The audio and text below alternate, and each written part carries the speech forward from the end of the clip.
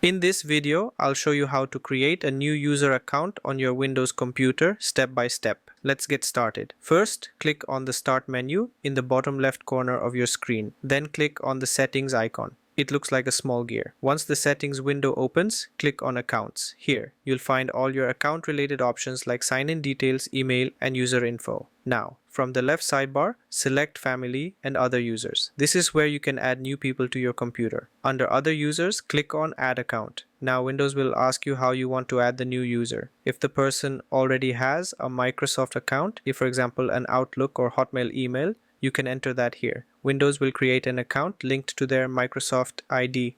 But if you want to create a local account, one that doesn't require a Microsoft login, click the option that says I don't have this person's sign-in information. Then click on Add a User without a Microsoft account. Now type a username for the new account, something like Guest User or Work Profile. Then create a password, confirm it, and choose the security questions to help you recover the account if needed. Once you're done, click Next, and that's it. Your new user account is created successfully.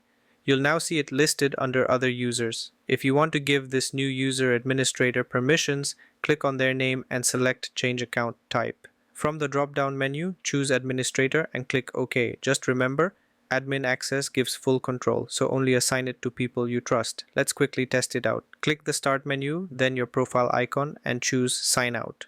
On the login screen, you'll see the new user account you just created. Click on it and log in.